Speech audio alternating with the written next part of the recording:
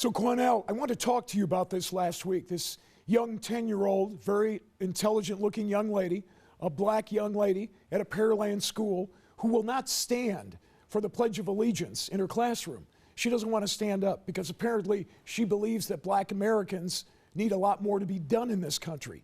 She is not willing to support the black Americans that have fought and died for this country.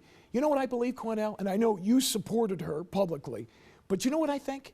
I think at 10 years old, she has no real understanding of what America is. So I wonder if her parents have sat her down and explained what Americans have given their lives, white, black, red. It doesn't make any difference. They stood and they fought and they died for this country, and she doesn't want to do anything to honor them? Matt, she comes from a family of military service members. Her father is a retired military service member also who served this nation well with great dignity. She also has additional family members who was in the armed forces. Good. Her mother's a very intelligent woman who has had long conversations as well as her father about her not standing for the flag. What white people need to understand Just white people? Yes, please. Let me explain. What white people need to understand is that that national anthem was written by Francis Scott Key, a slave owner. Oh, here we go. Who demonized and hated black slaves and black people. And that unwritten third, that unheard of and unspoken third verse, go research the third verse where he says, "There's no refuge in this country for the hireling or the slave. Both should be turmoil to the grave." How's her parents doing? This is a man Are they successful? that promised turmoil for black people to the grave. Would you ask Jewish children to say a pledge to a German anthem that disrespects Jewish people? If they're No, you living would in not. Germany, No, sure. you would not. Well, sure. That disrespects Jewish people? Then No, why, you would not. You certainly can kneel down. In America, you have the right to do that. But what will happen to her, how her friends will respond, how the school will view her, how Americans will view her is very negative. This is not what you want for your 10-year-old child. And let me say to that young girl and others like that young girl, America looked at the same way at Rosa Parks when she refused to get up and give up her seat to a white man on the bus.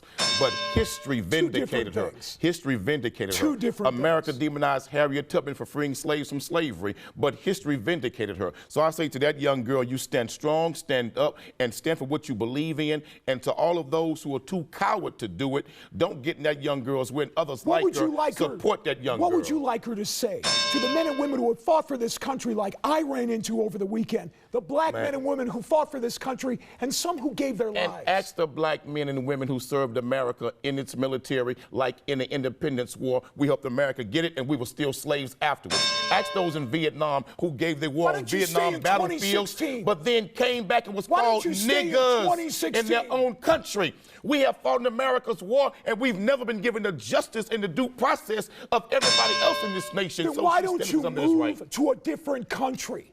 Why are you staying here if you don't like it? Let me tell you why. Because the country belongs to Indians. You white folks stole it from them, raped and robbed their people. This not your country. You all came over here and stole it and beat the hell out of them. So this not your country. It was my country. You all need to go home. If you're you all need to go back where you came from. If you don't like it, why don't you pack up and go? Let the Indians decide who should pack up and go, and I guarantee you black folks will stay, and you all will be on the first damn boat leaving here. So don't try that, brother. You all didn't make America. This is not your country. What you should do is sit down with someone who has fought for this country, Cornell. Get their opinion, too. Tons of black people have, and what have we gotten from it?